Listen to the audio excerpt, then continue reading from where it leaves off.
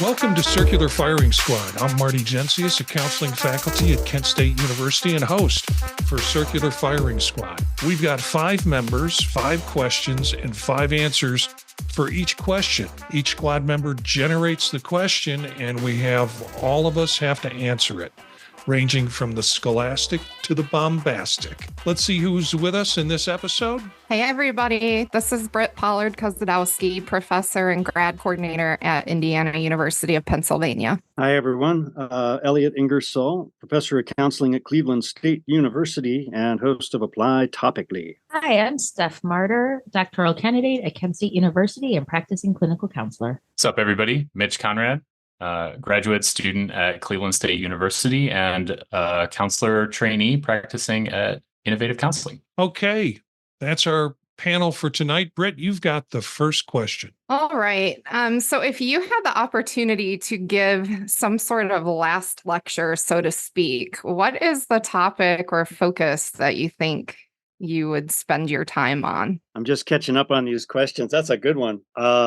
I think I would really encourage people to have as much fun as they can possibly have in life. If that meant breaking some rules or some laws and you were comfortable doing that, yeah, that's fine. I would talk about how quick this goes. And then I would probably lapse into a little bit on the relativity of time and tie it up with something confusing. But my main message would be enjoy this, have some fun, squander your youth, go out, meet people, do things, learn an instrument. I don't know, but enjoy it. It's a short trip. It's funny, Elliott, just because you kind of stole some of my answer, because I this one snuck up on me too. And I was thinking about it before. I'm like, I guess I'll go existential in some way and life, death. But really, it'd just be like, what are you doing here? And look at yourself and think about what gives you joy and satisfaction. And while also, it feels so cliche now, but like, living your passion and all of those things and all of the, to really understand what you're doing instead of going through the motions in life, not just counseling. So I think it would be less about a specific topic and, again, more encouraging people to, be more their authentic selves in whatever way that meant for them. Yeah, both also sort of have parts that I would also incorporate in the last lecture. I was sort of like thinking about this question initially as like, do I like go out with a bang? Am I like a 40-year tenure faculty at a university and I'm just going to like talk about all the like dumb stuff that happened there or something? That's like, no, that's probably not where to go with it, right? People are looking for something a little bit more meaningful. And so, I think, I like what you said, Steph, right? The idea of like being authentic. That's something that I wish that I had learned sooner. And I am still in process of learning that. I imagine that's sort of like a lifelong process for everybody about how to like sort of like be the most authentic version of yourself. And I definitely, do sort of like prefer those like existential topics. So I imagine though that like on one hand, right, you could probably fit this in an existential module in theory somewhere and talk about it that way. So maybe the last lecture won't actually be the last lecture if I ever end up teaching theories. I think if students heard I was giving the last lecture, they'd probably throw a party. I think a lot more people would want to be there than you realized. This is a tough question for me. In some ways, it's real simple, but when I think it's simple, I think then maybe I'm not doing the job right. One of the things that occurred just through the conversations that were people having, it would be fun to think of ways that you could be immortal. I mean, not in your body and flesh, but ways that you could leave something behind that's always there. The low-hanging fruit for me would be to talk about, probably the talk would be called Don't Feed the Monsters. And the idea would be very simply, be present, don't sweat the small stuff, and life is really amazing when you don't fear who you are. Those would be kind of the messages I'd want to get across. See so many students who are so anxious about having to get it right. And that anxiety bleeds into, show me how to do this. I need to see an example. It has to be, perfect. And that's, I don't know if that's COVID thinking. I don't know if it's because they have had they've had less social interaction, even though they have more social interaction using technology. But it's a group of folks that I'm seeing that are generally walking through life afraid of what's going to happen next. So thanks for all the answers. I love that. Authenticity was one of the first things that came to my mind as well. But the more I thought about it, I thought, wouldn't it be cool to do something around the power of both and thinking and the power of imagining multiple possibilities? That's something that I feel like I talk a lot about with my students in some capacity related to systems work. And I don't know, I just think it could be applied to a lot of life lessons. And expanding our minds to include more than just one right option. So maybe that's in line a little bit with what you were saying too, Marty. Interesting to think about. Thank you all. And I have the next question, I think. This is, do we really need an introduction to research course in counselor education? If so, should it be taught in the counseling department? Okay. So I think my answer kind of came to unfortunately, yes, in some ways, as far as when they say it's so you can understand basics with research, interpret articles. I mean, that's kind of what they're going at because it's master's level and nobody's expecting them to necessarily, hopefully, people who want to do their research will be inspired and learn and be able to go from there. But for the most part, people don't know. And it was kind of crazy in some ways. I guess maybe I'm getting old and I'm like, these kids today know nothing. But you go into the class and they are so freaked out and I hate math. It's not math, everybody. It's not math. And it's understanding. And I think, yes, I think you need it because people are scared of it and they need to be not as scared and to feel like they have some competency and control over that subject matter. Now, do they need it as far as really interpreting articles, as far as what the majority of students might be doing? Okay, practicality, is not, but you have to teach them. You have to have it in there. You have to have the information because it would be very irresponsible to just let it go hog wild and have nobody have an understanding of what they're reading or the importance of, p-value. You need to know what a p-value is. You got to interpret things. You got to make your own judgments. The research doesn't give you facts. You still have to go in and interpret it. And I think the introduction to research course should be focused on counseling. Absolutely. Because if that's what you're in, you need to read to that subject. You need to be able to, it gives you a more concentrated focus and you can see all that work together. But I do think it's necessary. And yeah, there it is. So I think I sort of have a different take here. I think it's absolutely necessary. I think that we actually don't emphasize it enough. And there's a particular few things that I don't think that we emphasize enough inside of a research class. I think the first idea here is sort of I think counseling students believe in the idea of I'm going to be doing a research assignment in this class. I'm going to actually be producing some research for a class. And that's well and good. But also I think most counselors are doing the work of counselors and not the work of researchers. And so it seems to me that having them do a research project in a way seems to be a little bit of a waste of time because most of these research projects that they create actually are not carried out, right? And so if you're having them carry out the research, I think that's when it's really beneficial. But if they're just sort of doing, writing up what they would do for research, I think that's sort of I don't know really what that does.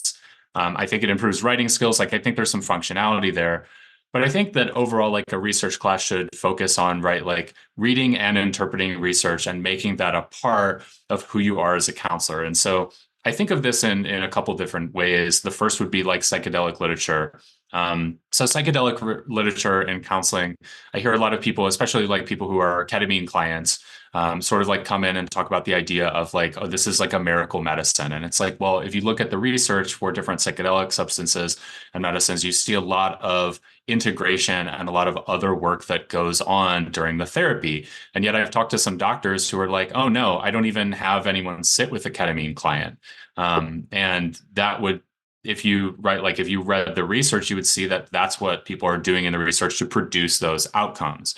And so I think like there's a concern for me is that like a lot of us are sort of like looking at, and I'm guilty of this too, sort of like hopping to the results page, right? And like, what are the results of the research? And everything's important, right? The methods, the data, how it's analyzed, which assessments are used.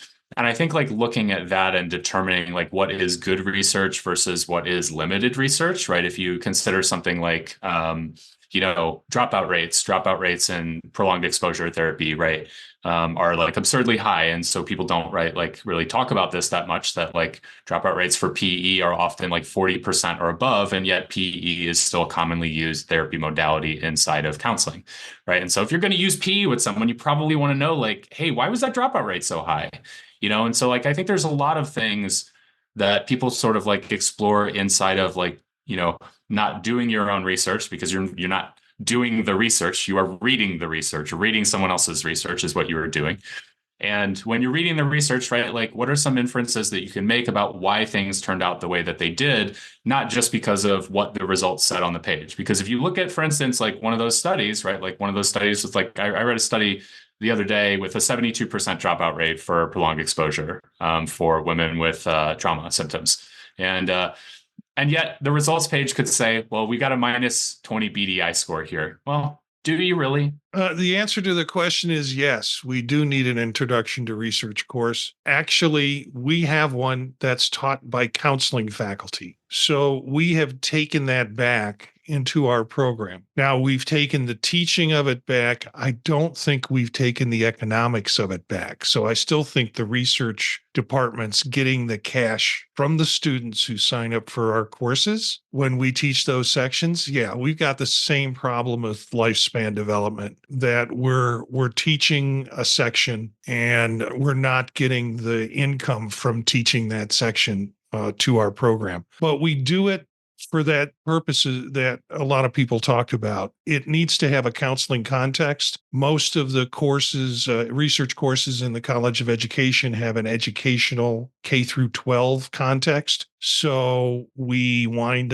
our students wind up being even less connected to the content than they could or should be. Our practicing counselors at the master's level, not going to do, or are they going to do research? Maybe, if they're in an agency or a setting or an association with a university that wants to do research there where they're working. Those graduates knowing what research is about helps us if we're going to be doing research based in actual counseling centers and working with counselors. So yeah, I have not taught the research course. I think it's online, which is convenient for students, but a lot of students do not like, they have such a fear about research that putting it online just accelerates that fear, accentuates it. And so, but it is all contained and all online, asynchronous for them to do their thing. But it is counseling related. So we managed to take care of that problem. My answer is yes, too. I think that a research literacy course is critical, so that folks are not only understanding what they're reading, but also able to critically think about and critique what they're reading, and what's out there. And I tell them to do that with everything that they come across in the program. Even the things I'm teaching, they should be critically evaluating and thinking about the fact that it's coming from my lens. I'm teaching essentially what I think they should know, right? And so I think the same is true with research in every course, and I think it's worth devoting a course to. We also teach it within our department, and I think that there's real value in them having a contextual experience. There was a time when that wasn't happening, and I think certainly our students were getting less value out of the course than they are when it's with us. I would love to see a component added to the research course that maybe focuses less on the conducting research aspect, but instead focuses on grant writing and grant literacy. I think so much of our clinical work is grant driven these days. And that's a world that is just completely foreign to a lot of graduates who are entering field work and, nonprofit settings. And so I would love to see a component like that. I also do not teach our research course, but I think it's an absolutely critical piece of the curriculum. Yeah, I agree. I like, Britt, your title there, research literacy. That was great. I was trying to think of, comprehending research. But yeah, research literacy, I think that's what I would call it. I think it should be taught, but it also has to stay as an intro. And I agree, it has to be taught in the counseling program. We are finally in a position to take that course back. We just don't have enough faculty because we're short 2 faculty, but it's still on the plate. I was chair for the first time in 1998, and the last time was like 2021. And through all that time, the one consistent complaint was the students despise that class. I won't say who teaches it and what department, but it ain't counseling.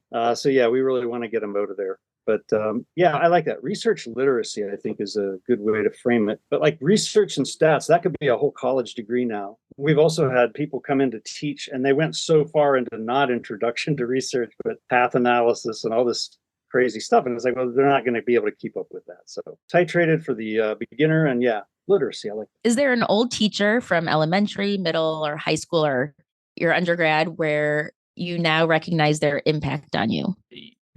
This is a tough one for me, because I feel like I was as close with my undergrad faculty as I am with the faculty in my graduate program. I've taken like so many more classes from the faculty there, and work as a graduate assistant there, and so naturally, right, like I'm a lot closer with all of them. And so I'm gonna, in the spirit of the question though, is there an old teacher, right? Someone who I'd had in the past is how I took it.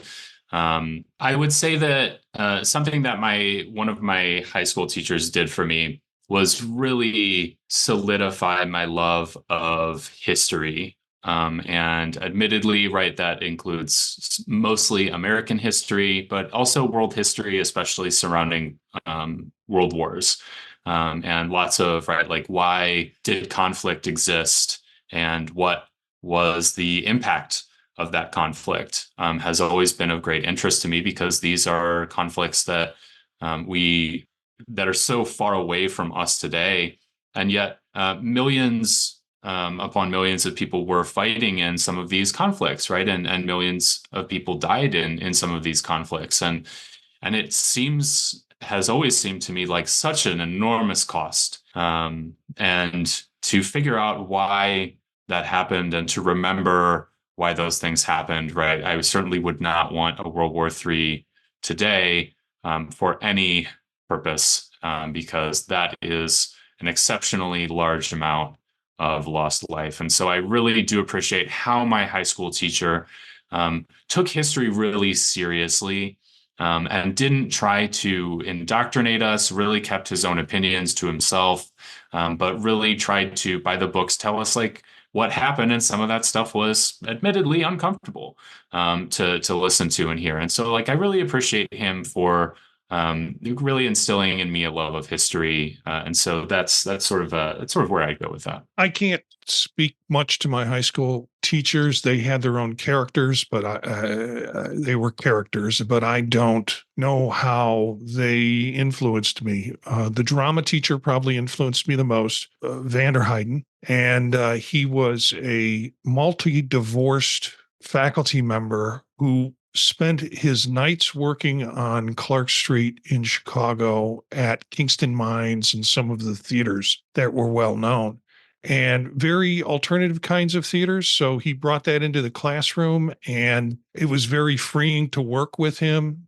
We wrote our own senior plays. We stole a lot from some of the classics, and doing it, we had fun. But if I think of a faculty member in my undergraduate that influenced me the most, was William, who's was in physiological psychology, and his basic big discovery was, if you raise rats in enriched environments in toy boxes, their brains get bigger. And so the whole idea that the brain was plastic and you could influence that. I had broken up with my freshman girlfriend in college and did not want to hang around the dorm because she had found somebody else, and instead started volunteering in Bill Greeno's lab. He took me in and I worked there for 5 years. through my undergraduate and part of my graduate. And at the end, I didn't know what I wanted to do. I was really compelled to go into counseling and human service kinds of things, because that's where I had been doing my volunteering and really enjoying it, and was terrified of what you did becoming a faculty member in physiological psychology. I was doing all the fun stuff in the lab. Bill was on the phone justifying his NSF grants. And so he took me to lunch. We went to lunch and he said, I remember this statement to the day. I don't know what you'll do, Marty, but when you find out what you're going to do, you're going to love it, and you're going to be great at it. And it was like so freeing that, I goofed around for another couple of years, but eventually found my direction as a result of that. Bill has passed on. And I'm sorry to say that. He was not that old, but he succumbed to, of all things, a chronic brain illness. And he left a large legacy of research, and also a large legacy of graduate and doctoral students who were influenced by him. That was really touching. Thanks, Marty. I've been really fortunate at each level of my schooling, I think, to have folks who have really shaped me and that I, recall fondly. I think the person that popped into my head first with this question was Bob Zweers, my high school sociology teacher, who probably will never hear this, but I hope he does. And he, I think, not only shaped me academically in terms of interest and capability and skill, but as a person. I think that he was one of the first educators to really tune into me on a personal level beyond the classroom, and offer me measures of support and confidence and belief in my potential that I hadn't necessarily either gotten from others or accepted from others in the past.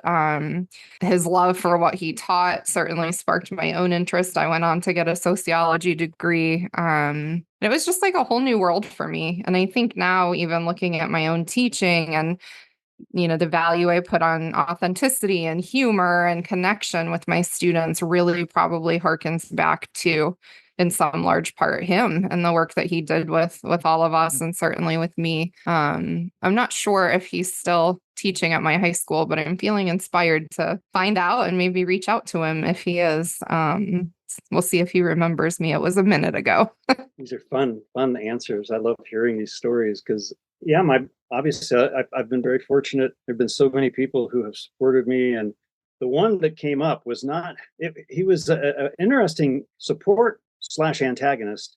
Coach McPherson in my secondary school. He taught intro to psychology, which was like, normally they would only let the advanced students take it, but I was really interested in it. And our background was track and field was my sport, but I didn't want to do marching band, but I didn't want to quit band. I was dealing with toxic masculinity stuff. So I was like, oh, hell, just go play football, American football. And I'm like the worst American football player on the planet. And I just thought, if you join the team, they'll teach you how to play. I'm like, they'll show me something, right? No. So they spent the whole season trying to get me to quit. And of course, once I realized that, there was no way I was going to quit. So I finished the season. And I didn't even know this. If you finish as a senior, you letter automatically. And they called my name at this banquet. And I said, I think there's a mistake here. Remember me? I was the guy on the bench. But anyway, so McPherson then, the next semester, which was spring, he had me for the psych class. He let me in it. And then I was so fired up, and I hadn't distinguished myself academically at all. And he was just taken with how quickly I got it and enjoyed it. And he said, his brother was a university professor, not in psychology, but he said, you could get a graduate degree in this and you could teach that, you could work at university. I said, oh yeah. And I'd already had this intuition younger than that about working at university, but I didn't really know where. And he said, yeah, you're pigheaded enough. You'll finish the degree. Don't worry about it. And I was like, it was kind of stupid encouragement, but it worked for me. And I was like, oh, and I really considered it. And I did the psych undergrad, and then I got into counseling. But he had a real, and he knew me, and that's why it meant something, because he knew that I wouldn't peter out easily. So anyway, that was mine. I love all of these. This is like very cool. The question came to me actually, and I realized there's been a lot in my life recently where I'm being kind of confronted with older teachers that are in one way or another, maybe not back in my life, but I know they're both around. These two teachers. One is an art teacher in elementary school named Barbara Weiss. And it's funny because we made some new friends. People recently moved to the area, and it turns out the guy's parents were best friends with Barbara Weiss. So now I'm like, oh, okay. But as the art teacher, she would say learning to draw is learning to see, and taught us about critique and how that's different from criticism. But also opened us to like just a huge variety of art forms from all different cultures. And I didn't realize how special that was, because you think when you're a kid, oh, everybody gets this everywhere. We all get to practice Japanese calligraphy, and we all get to do pottery, I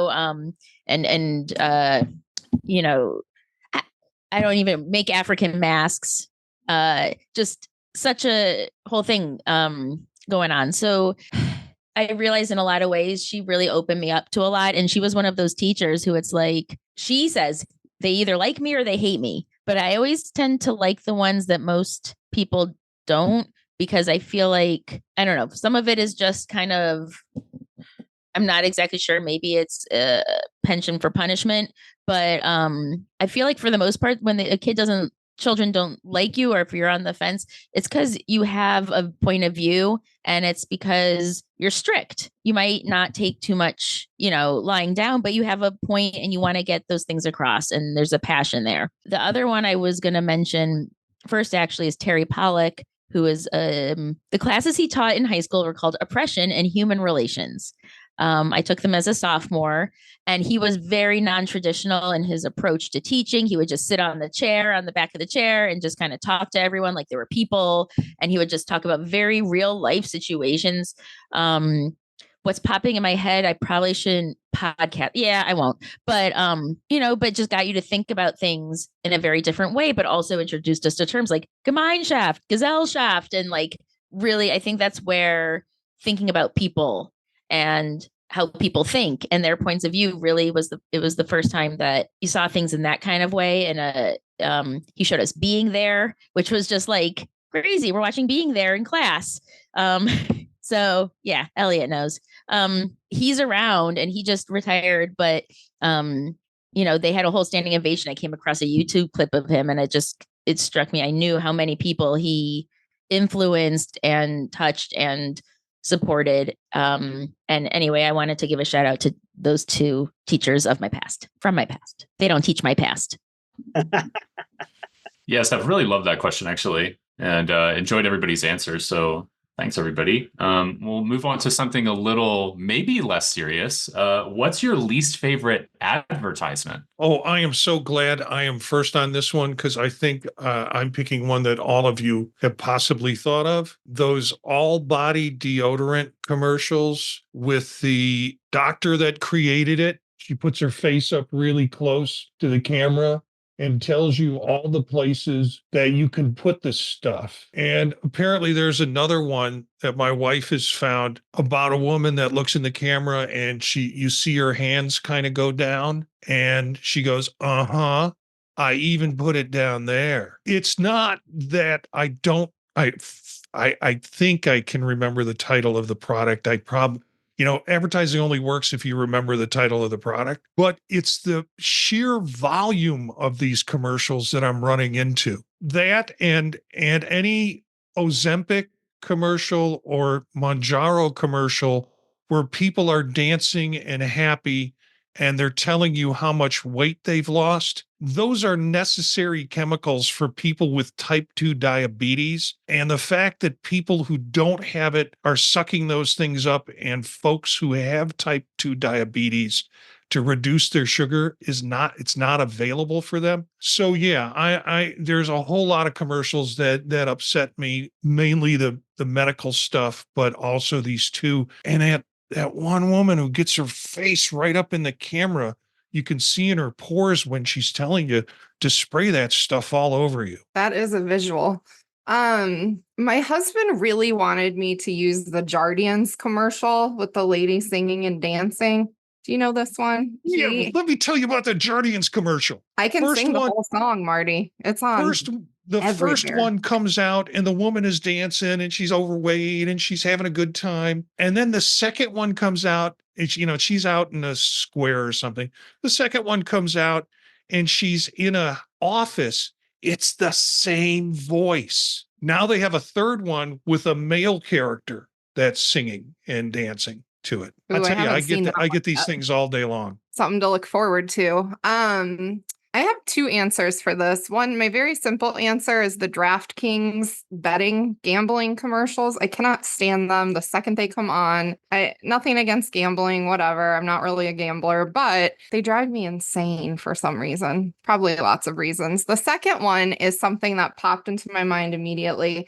You know those anti-smoking commercials where like somebody has like a voice box machine, or they're like talking about the perils of tobacco use or whatever, trying to scare you into not smoking.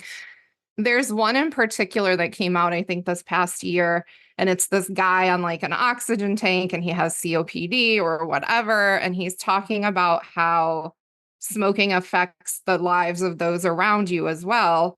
And then the next shot is him talking with his wife about how she had to quit smoking to take care of him. And I'm like, I don't think this is making the point you want it to make.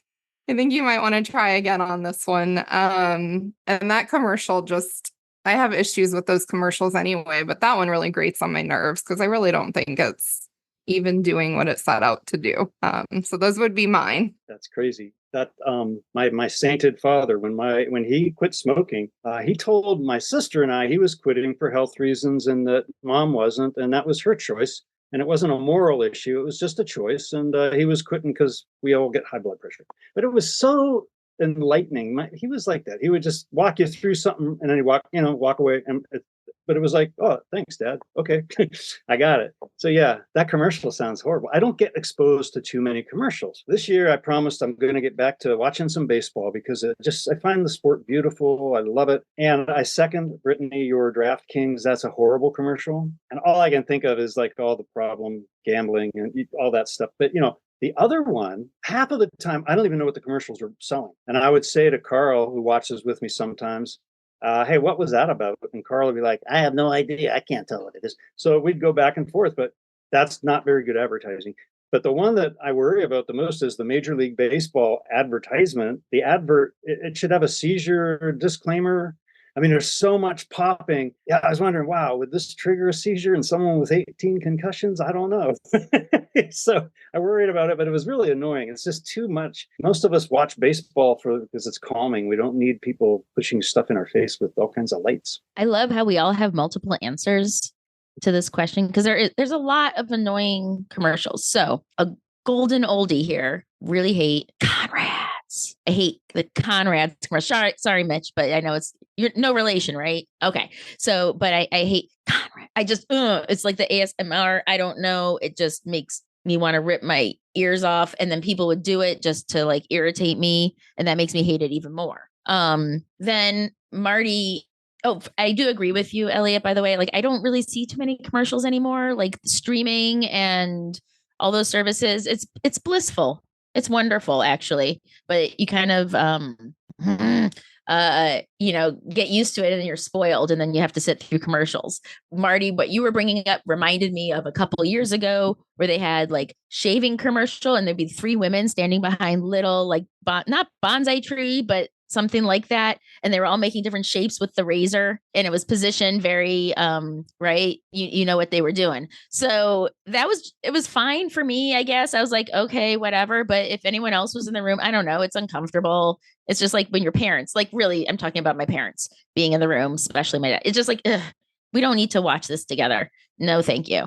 And then just sometimes some of those Liberty commercials drive me batty too, like with baby and stuff. And they just say it over and over again. And sometimes they're not so bad, but sometimes I just can't stand it. And I wish they would all go away forever. Is that the one with the song Liberty, Liberty? Yes. Why are you all doing this to me? I just wanted to make sure I was on target there.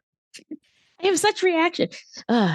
But yeah, that you got it. Now, usually I would never take an answer from someone else on the podcast. And yet here we are with a particular last name that goes with a particular TV jingle. And I can feel through space and time exactly what Steph is going through when she hears Conrads.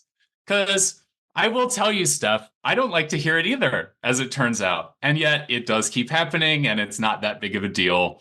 It's totally fine. I get it.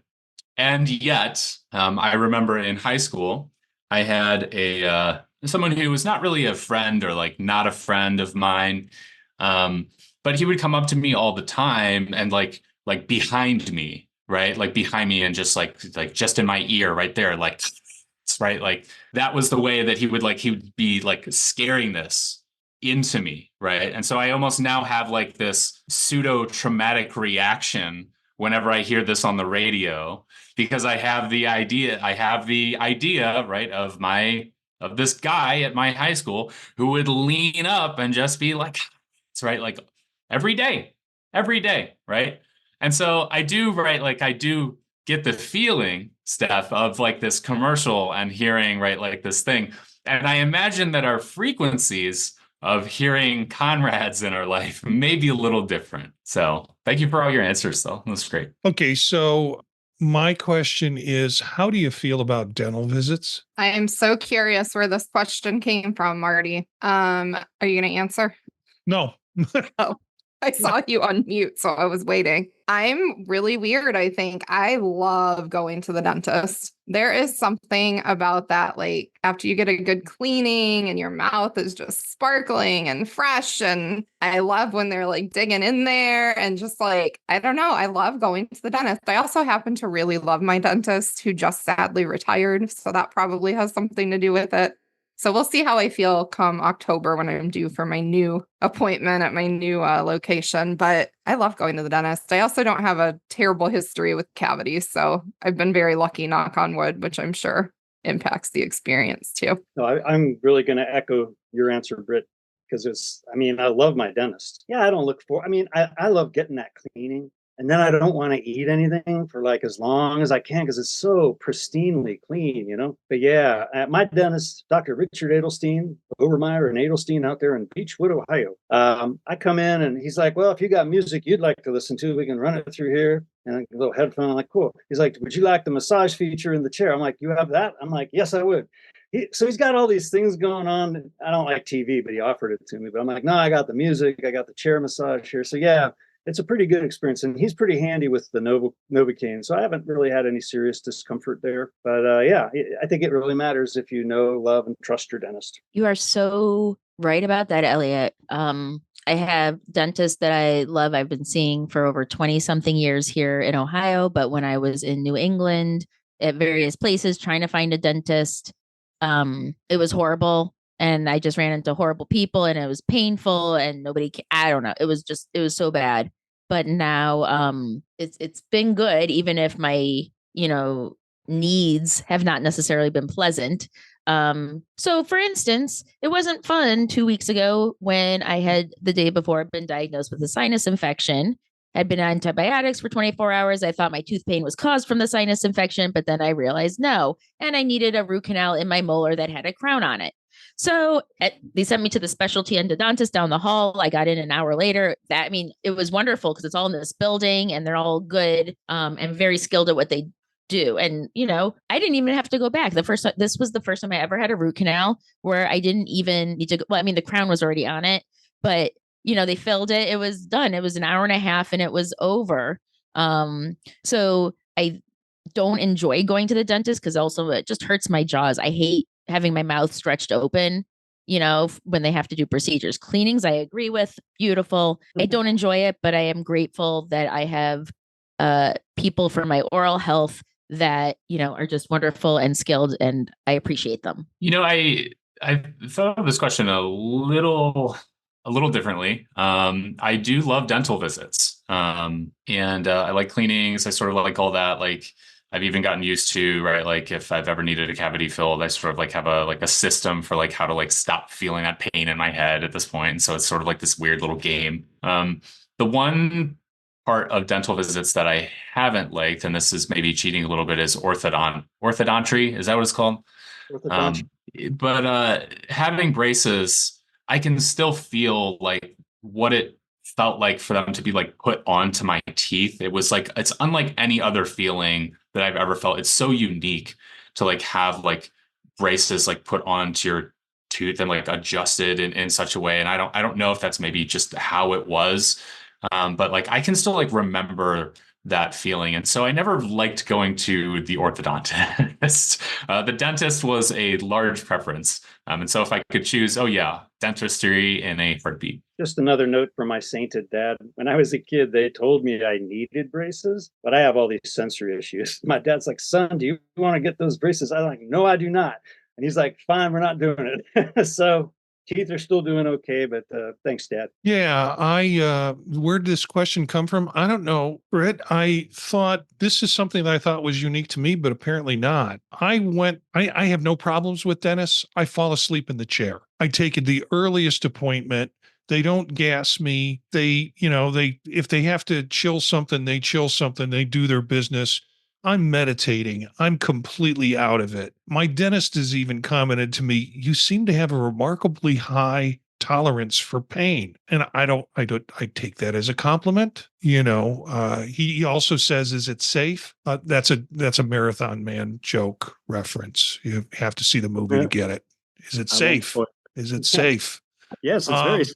It's safer than you can believe. Anyways, I just don't have a problem at all with the dentist. After so many years and people bugging me to do it, I had a wisdom tooth extracted, and they did it with local. I mean, they just basically shot the tooth up and pulled it out. So I have no problems whatsoever with the dentist getting to it. Now, that comes from a childhood of a mother who was trying to be scrupulous and would never take us to the dentist, and also didn't pay much attention to our oral hygiene. So, we brushed our teeth once a day before we went to bed, or she thought we did. And, so we waited till we loaded up on cavities, and then we went to the dentist. And sometime, I don't know, around 10 or 11 years old, I took a hockey stick right to the mouth. And that started my history of going to dentists for reparative damages, for cysts that infected cysts that developed on top of that. So I got desensitized to the whole dentist thing. And as I realize as I'm saying this, there are probably listeners who don't like dentists at all and have had the most uncomfortable 5 minutes of their life listening to the podcast. But I was just curious where everybody else was on that. And that's why the question came up. Yeah. So anyways, final shot question. Bad drivers that make you nuts. Mine is when you are pulling into the mall or some location like that. There's no stop sign for the people coming in, and they stop. These people, I do not know how they don't cause more accidents, but it drives me bonkers. And I also hate loud motorcycles or cars passing me suddenly. I hate the noise. Yeah, I'm with you on that. Yeah, for me, it's got to be people on their phone while they're supposed to be driving. I have to honk at 50% of stoplights now, because when they turn green, people just don't do anything. And that bugs me. People who think I'm trying to compete with them on the highway. I'm just going the same speed I went the entire time. You were going slower, and now you feel the need to speed up, and you won't let me. I don't know. I'm just trying to make some progress in my driving. That's all. I think the only thing for me at this point is just please, and I think I've mentioned this on the podcast before, just please put your blinkers on. That's all I'm asking for. That's all I'm asking for. I will let you into my lane, right? I will put mine on if you will. How about that? My list got longer and longer, and even longer since y'all mentioned a few that I hadn't thought of. But people who stop at right turns, people who completely stop, they're taking a right turn, and you have to stop, and then they creep and finally make the turn. No turning on lights after dark, tell me your automated light system doesn't work. Just tell it to me one more time. No, you're not turning your lights on after dark. No turning lights on during rainstorms. That bothers me too. And Mitch took my last one, which was no using turn signals for anything. So hopefully, if our listeners are guilty of any of these sins, that you've been reprimanded, and your penance is to do them. Do all those things right from now on. Thanks to the firing squad, Mitch, Elliott, Stephanie, and Britt. It's great to have you together tonight for Circular Firing Squad. Look for some of these characters on their podcasts on thepodtalk.net. You can find out more about them at circularfiringsquad.net. Make sure and check out the Tech Savvy Professor podcast hosted by Eric, who's out tonight. It's going to be back next episode. And also myself, I have a new podcast called Vision Profiles, a podcast about Apple Vision Pro and some of the spatial computing stuff that's going on in the world. That's it for this episode of Circular Firing Squad. Ready, fire, aim.